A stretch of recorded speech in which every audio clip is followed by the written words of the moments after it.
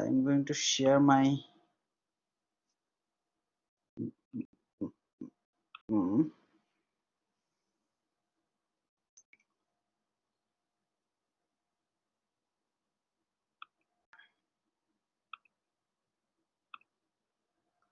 so can you see my screen now? Okay. So today's lab is, as you have already watched the video, so you know I like this lab really very much, because this lab will will teach you several things, not only one quantitative analysis. Okay, not only one analytical chemistry lab, it will also tell you the multiple analytical technique. It will teach you multiple analytical techniques. So in this lab, we basically will find out the molecular formula of nickel ammonium chloride. Okay, so in this nickel ammonium chloride, you will have, we will give you a nickel ammonium complex. Okay, but this complex will not have the X, will not have the Y, will not have the Z. Okay, you don't know what is X, what is Y, and what is Z. Okay, you have to find out with the help of this lab. Okay, so as you can see, nickel ammonium chloride, this one, if you take a look at the nickel ammonium chloride complex salt, then you'll see that first nickel. So what is the nickel? It's a metal, right? Metal complex. So if it is a nickel, so then it's an what type of element? It's a transition element. So in this transition element, and so transition element gives variable oxidation state, as well as it gives the color compound. Okay, since if it gives the color compound, so if anything which gives the color compound, we can find out the amount of that with the help of the spectroscopic analysis. Okay, so that means with the help of the spectroscopic analysis, UV visible spectroscopic analysis, we can find out the amount of the nickel. Okay, now take a look at the ammonium ion. Okay, this is a base, as you know, ammonia.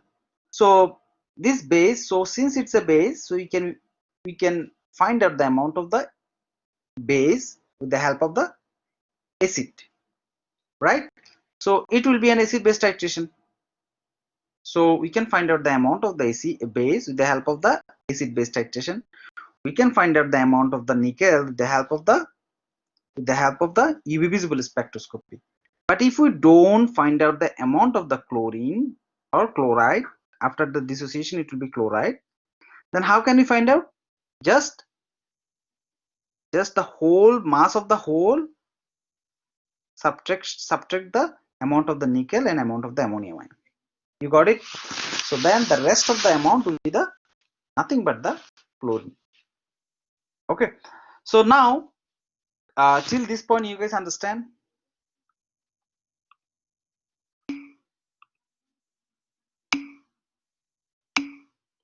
Okay, um,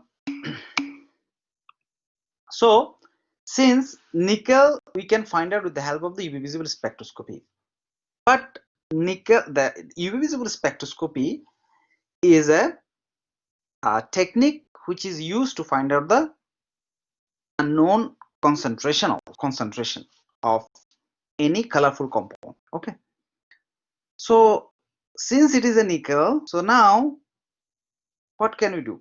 But the thing is that each metal has a specific lambda max. We call it the lambda max. Okay, what is the lambda max?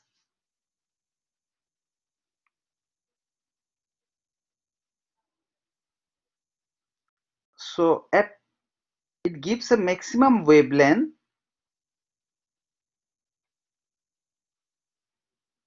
Just give me a second to find out.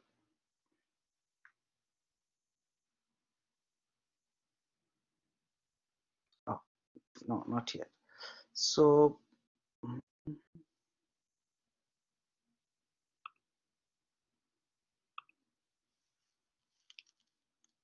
So I actually give you two videos. Okay, this is the real video. Hello, so what this we followed. So lambda max is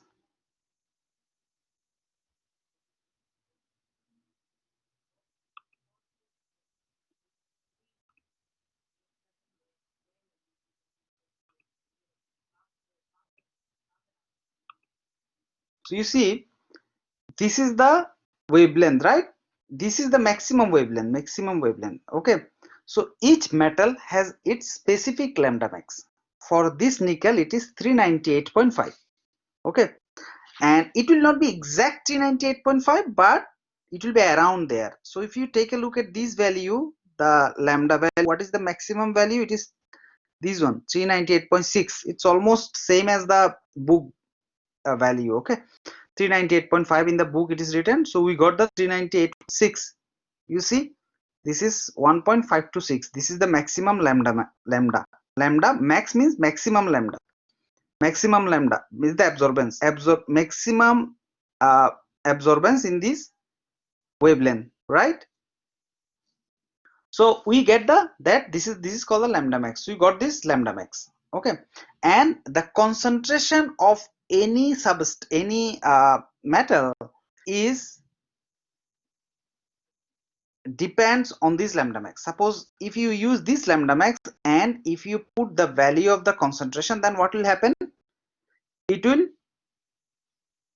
follow the Beer-Lambert. What is the Beer-Lambert law? With the increasing of the concentration of the substance, the absorption will be increased as well as the emission will be decreased. Okay, so with the increasing of the concentration, the absorption will be increased and emission will be decreased. So if the concentration increases, the absorption of the substance will be increases as well. Okay, so this is the lambda max. First of all, we have to find it out. Actually, I gave this video also to all of you. You can watch it. Excuse me. Then, so that is the lambda max. And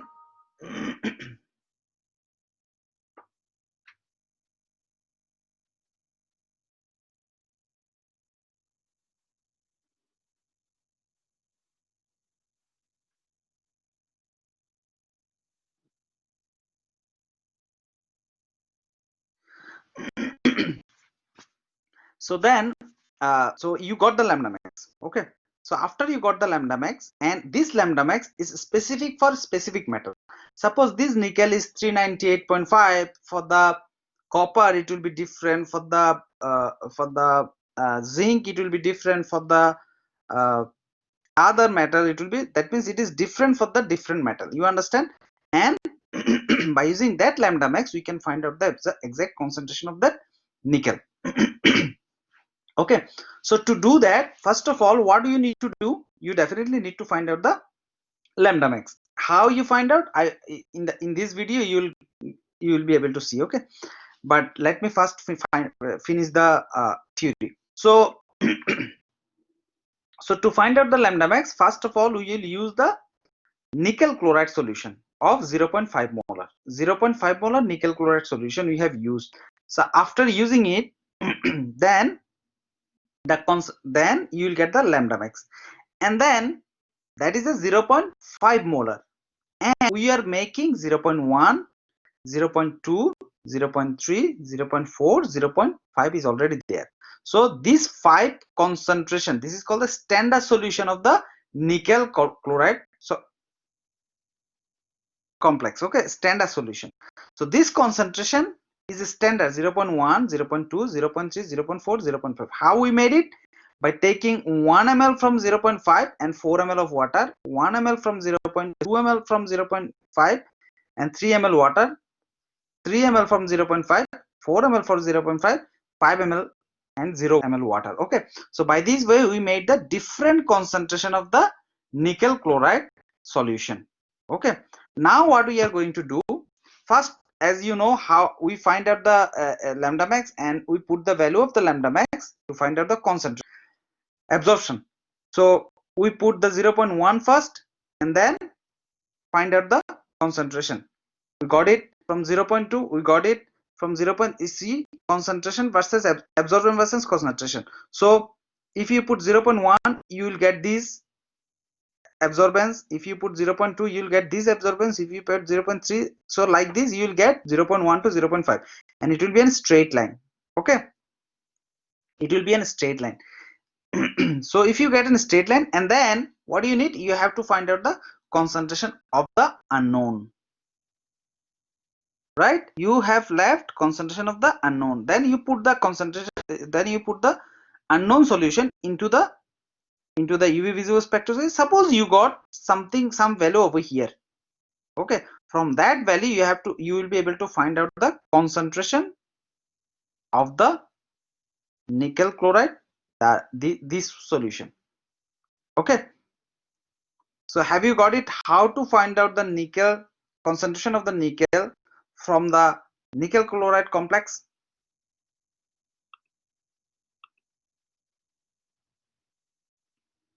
Reply please. So it's very easy to find out the concentration of the nickel chloride. Okay, now this unknown, how we make this unknown actually?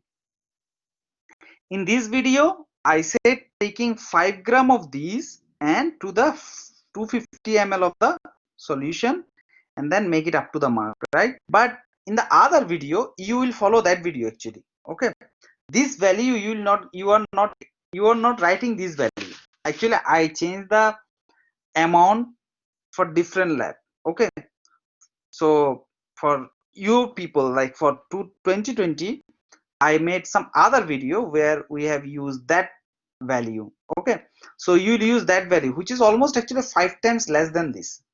Okay, this is 5.3 gram, that one may be 1 gram actually, exactly. Okay.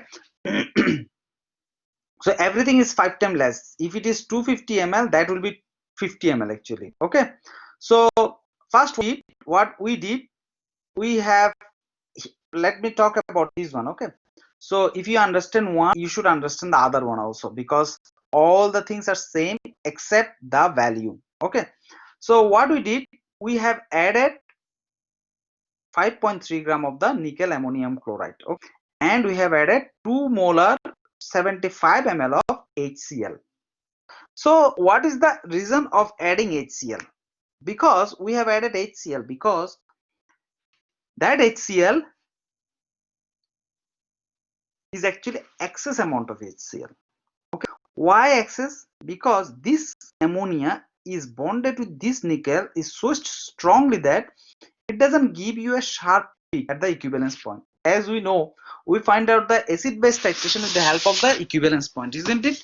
But if you nickel and ammonia bonded with each other very tightly, it is very, they actually broke, but they do not broke quickly, they broke slowly. So you will not be able to observe the equivalence point until you get a sharp equivalence point. Okay, you will not be able to understand that whether, okay, is it the equivalence point or not, because they break the bond slowly. Okay, so that's why what we did, we have added excess amount of the acid. Suppose you need 100 millimole of acid. Okay, but we have added 150 millimole of acid, excess. If we add excess, this bond will be broken very quickly. Okay, this bond will be broken very quickly. So 100 millimole of this one will be used to break this bond, this ammonia, this guy. Okay, but rest 50 millimole will be present in the solution. You got it? You got this one? So we are adding known concentration of acid to neutralize the unknown concentration of base. Okay, known concentration of excess acid to neutralize the unknown concentration of base, and the remaining acid we will find out the amount of the remaining acid with the help of the sodium hydroxide. And this phenomena is called the back titration, where we are not directly titrating the amount of the ammonia, but we are titrating the amount of the excess acid. Okay, this is called the back titration. So in this lab, we are learning UV visible spectroscopy. We are also learning back titration. You understand till this point?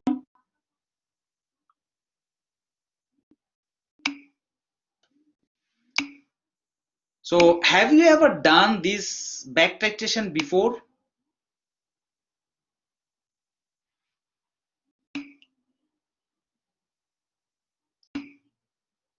Okay. So and have you ever done the UV visible spectroscopy?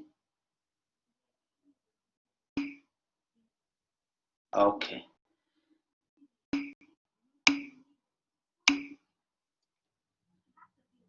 Okay. So so it's good that you are learning something new. And back titration is very useful actually, not only for this lab but also for a lot of things. Okay, back titration is very much useful.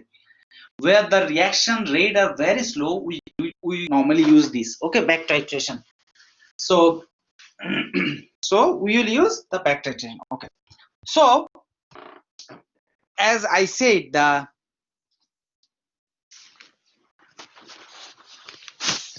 excess amount, that means 50 of Ac2 you will find out with the help of the sodium hydroxide. So that sodium hydroxide, okay, so to do that we will take 10 ml or 20 ml of, I forgot how many ml I mentioned. Anyway, suppose if it is 20 ml.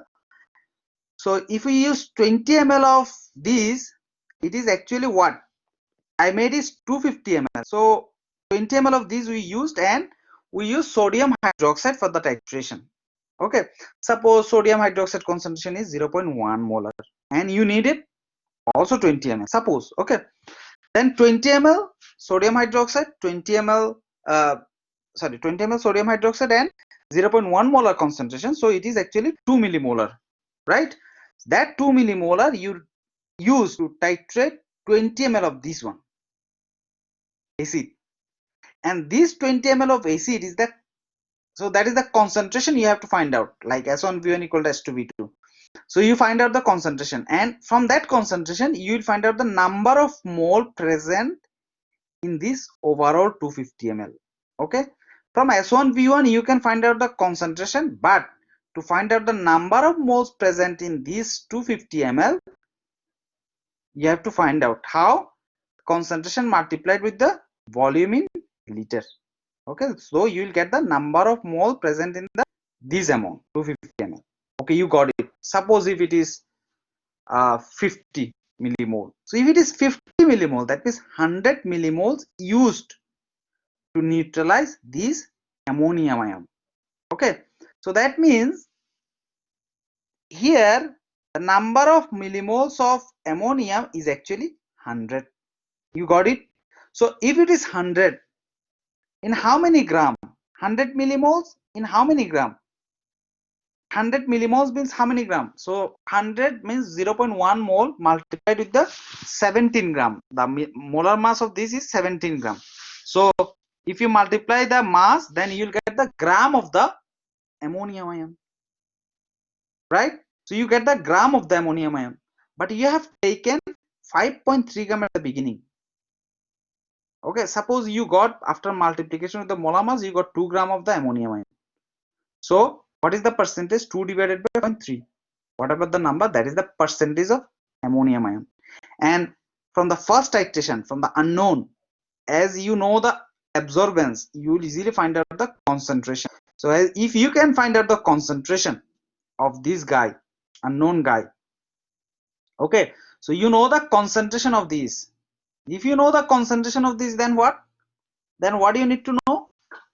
You can find out, if you know the concentration, you can find out the number of moles in this gram, right?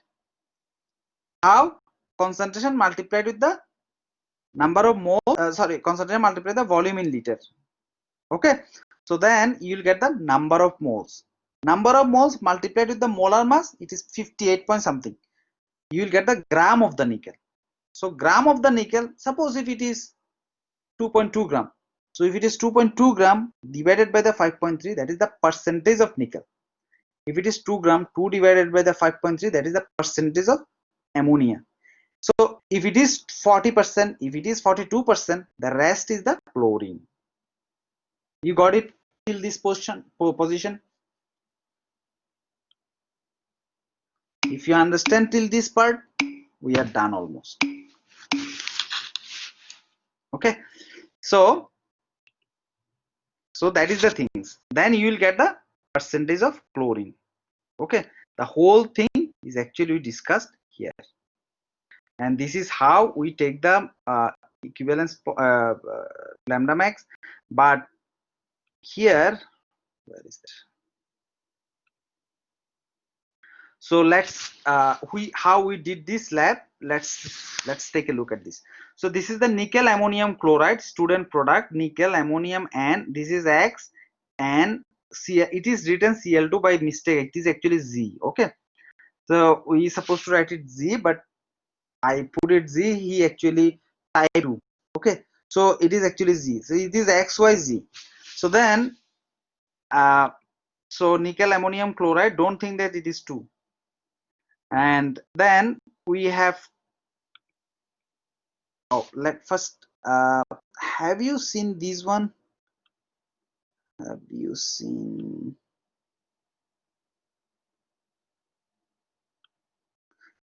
this one? This I have already uploaded. So here I have given you this one. You see nickel ammonium chloride analysis datasheet. So this datasheet, okay, this datasheet, follow the second video. This datasheet you have to follow, you have to fill up by using this one, this video. Okay, that datasheet you have to fill up by using this video. What you have written, let me see.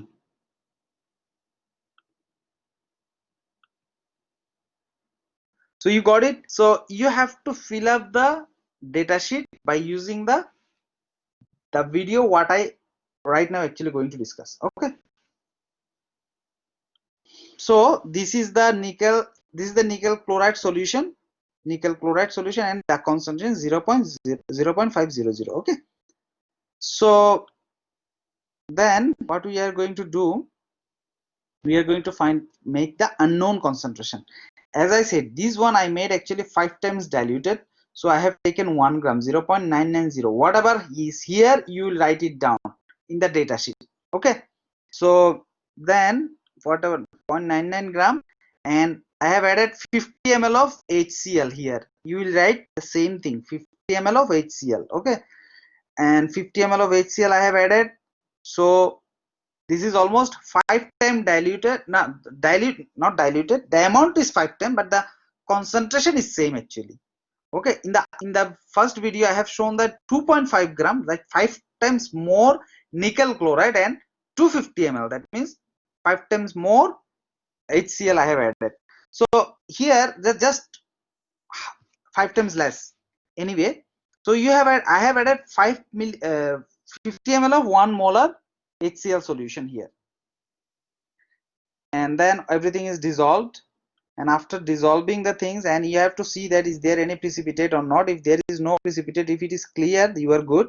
Then after that I am going to make the standard solution by taking 5 ml from here, 1 ml from water, 4 ml from this, 3 ml from this, like this. Okay, 5 4 3 2 1 1 2 3 4 5. Okay, so like this you are going to finish. Then we have made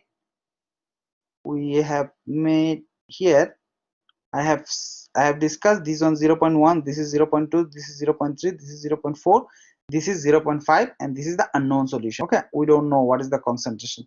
So first we have used this one. Okay, that's why it is empty. I have taken all of these and then find out the lambda max. Okay, then find out the lambda max. So I put it, and how to do that, everything is there. And then I find out the lambda max. You see the lambda max is here.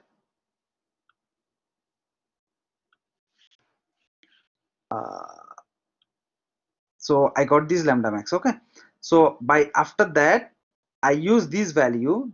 You have to use that value. Actually, how to use that, everything is there. Okay, So then you have to use the lambda max. After using the lambda max, you will use that lambda max to find out the concentration. Okay, so it is absorbance versus concentration. You see, this is, there is a dot. This is maybe for the 0.1 molar, then 0.2 molar, then I just kept doing it, and then after that, oh no, where is this?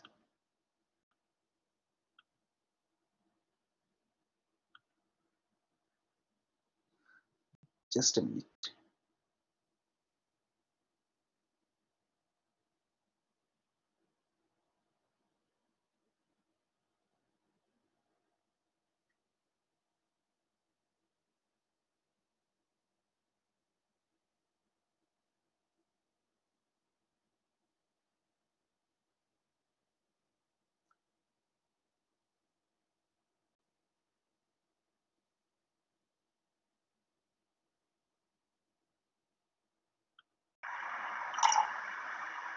And 3 times. What you are going to use? One. Finish the titration of this. So this is the waste container. So as I finished the titration of this, and you can see that this is the graph look like. Oh no.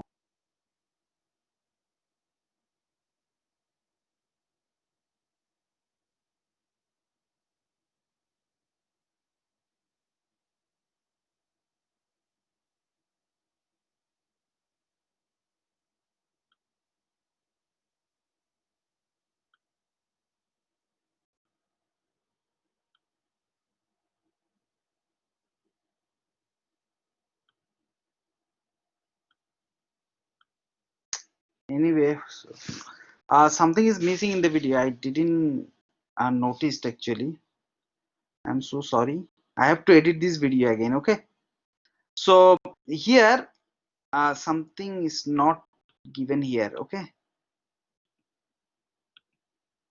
One video actually missing here. So there is a standard curve. There will be some data here. In this position, there will be another part should be added here. So after that, so absorbance versus concentration, then we will get a, you see absorbance, this is the absorbance and this is the concentration, and we will get different data, 5 data we have. I have the video actually. I by mistakenly, when I was editing, I didn't add it here. So then you will see 5 points, that is the standard solution points for the standard solution, standard curve, and then there will be an data for the unknown. Okay, so that data you will put it, and after putting those data, then you will get the concentration of the unknown from those data, and then you will run the titration. So as you can see, you will use this data for the titration. Okay, this data for the titration, so you will find out which is the equivalence point. Okay, so I made it clear here. But if where is the equivalence point, you will get it. How to get it? The highest pH change, it is here, 5.3 to 5.4. Okay, 5.3 to 5.4. So 5.4 is the equivalence point. So you will use that equivalence point to find out the concentration of the ammonia acid. So the other things what I said that not, I mistakenly didn't add it, I am going to actually edit it again. Okay, so do you have any questions?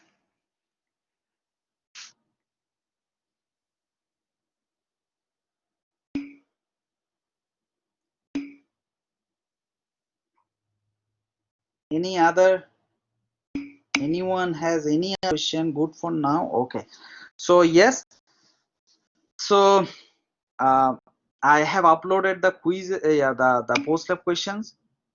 No use. Okay, so I have uploaded the question, so you can go through this and you can make your lab report and whatever it is. And that's it for today. We will see you next week, and I will try to send you the video of next week before the class. Okay, so that you can go over it, because the professor couldn't actually observe me today because of the he was unable to join in the class. Okay, so he will join in the next class, and I will not give, like, since he will join, so we will try to, I will try to give you the video and everything before the class. Okay, one day before the class. Okay, and you please go through this video before coming to the class, so that I can start the class whenever he will be here. Okay. Okay, so take care. And I don't know, is there any Thanksgiving is next week? Oh no, the week after.